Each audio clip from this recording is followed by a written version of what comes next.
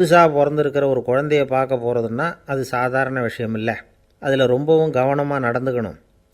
புது குழந்தைக்கு நோய் சுலபமாக தொற்றும். முக்கியமாக காற்று மூலமாக பரவுகிற நோய்கள் சுலபமாக வந்துடும். அதனால் நமக்கு உடம்பு சரியில்லைன்னா குழந்தைய விட்டு கொஞ்சம் தள்ளியே இருக்கிறது தான் நல்லது. பெரியவங்களை பொறுத்த வரைக்கும் சாதாரணமாக உள்ள ஒரு கிருமி கூட குழந்தைய பொறுத்த வரைக்கும் ரொம்ப மோசமான ஒரு கிருமியாக இருக்கும்.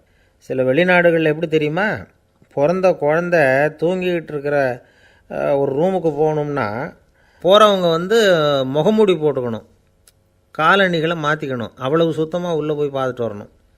பொதுவாக சில ஆஸ்பத்திரிகளில் பார்த்திங்கன்னா பார்வையாளர்கள் நேரத்தில் விசிட்டிங் ஹவர்ஸ் தாயை விட்டு குழந்தைய தனியாக பிரித்து வச்சுருவாங்க. எதுக்குன்னு நினைக்கிறீங்க? அந்த நேரம் பல பேர் வருவாங்க போவாங்க. அவங்க கை கால் சுத்தமாக இருக்காது. சுத்தம் இல்லாத கைகள் மூலமாக கிருமிகள் பரவும். சுத்தம் இல்லாத கைன்னா மண் தூசி படிஞ்சிருக்கிற கை மட்டும் தான் அர்த்தம் இல்லை. சாலையில் கையை வீசிக்கிட்டு நடந்து வர்றீங்க, குழந்தைய பொறுத்த வரைக்கும் அது கூட சுத்தம் இல்லாத கை தான். தாயை தவிர மற்றவங்க குழந்தைய தூக்காமல் பார்த்துக்கிறது நல்லது. தாய் கூட அளவோடு கொஞ்சிறதோடு நிறுத்திக்கணும். புதுசாக ஒரு குழந்தைய பெற்றுருக்கிற பொண்ணுக்கிட்ட மற்ற தாய்மார்கள் ஏதாவது சொல்லிக்கிட்டே இருப்பாங்க. குழந்தைய அப்படி வளர்க்கணும் இப்படி வளர்க்கணும் அப்படின்னு ஏதாவது அட்வைஸ் பண்ணிக்கிட்டே இருப்பாங்க.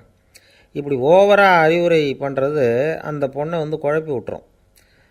அதனால் அப்படிலாம் பண்ணக்கூடாது. அந்த பெண்ணே ஏதாவது கேட்டால் கூட டாக்டர் சொல்ல வேண்டிய விவரங்களையெல்லாம் நாமே சொல்லிகிட்டு இருக்கக்கூடாது. புதுசாக பிறந்திருக்கிற குழந்தைய மட்டும்தான் இப்படி பார்க்கணும்னு இல்லை. ஒரு நோயாளி குழந்தைய பார்க்க போகிறதுனா கூட ரொம்ப எச்சரிக்கையாக தான் நடந்துக்கணும்.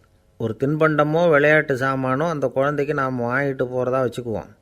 அதை நேராக கொண்டுகிட்டு போய் அந்த குழந்தைகிட்டே கொடுக்கக்கூடாது. அதோட அப்பா அம்மாக்கிட்ட ரகசியமாக கொடுக்கலாம். அவங்க முடிவு பண்ணட்டும் குழந்தைகிட்ட அதை கொடுக்கலாமா வேண்டாமாங்கிறத. அவங்களுக்கு தான் தெரியும் அதோட மனசும் உடம்பும். உங்கள் அக்கறையை காட்டுறதா நினச்சிக்கிட்டு குழந்தை வாயில் எதையும் கொண்டுட்டு போய் போடாதீங்க. போகிறப்போ உங்கள் வீட்டு குழந்தையும் அழைச்சிட்டு போகாதீங்க. இது நோயை வாங்கிட்டு வந்துடும், அல்லது புதுசாக ஒரு நோயை அதுக்கிட்ட கொடுத்துட்டு வந்துடும். என்ன தான் உங்களுக்கு பழக்கமான குழந்தையாக இருந்தால் கூட அதுக்கு விருப்பம் இல்லைன்னா பேசக்கூடாது. அங்கே போய் அவங்க பள்ளிக்கூடத்தை ஞாபகப்படுத்திகிட்டு இருக்கக்கூடாது. நோயில் இருக்கிறப்ப ஸ்கூலை பற்றி பேச அது விரும்பாது. ஆஸ்பத்திரியை விட்டு வெளியில் புறப்படுறப்போ குழந்தைகிட்ட சொல்லணும்னு அவசியம் இல்லை. அதோட அப்பா அம்மா கிட்ட சொல்லிவிட்டு புறப்பட்டா போதும். குழந்தை கோபிச்சிக்காது.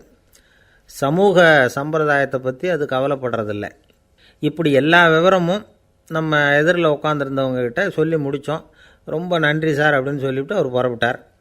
குழந்தைங்க கொஞ்சம் வளர்கிற வரைக்கும் தான் நாம் எச்சரிக்கையாக இருக்கணும்னு இல்லை, வளர்ந்த பிறகு இன்னும் எச்சரிக்கையாக இருக்கணும்.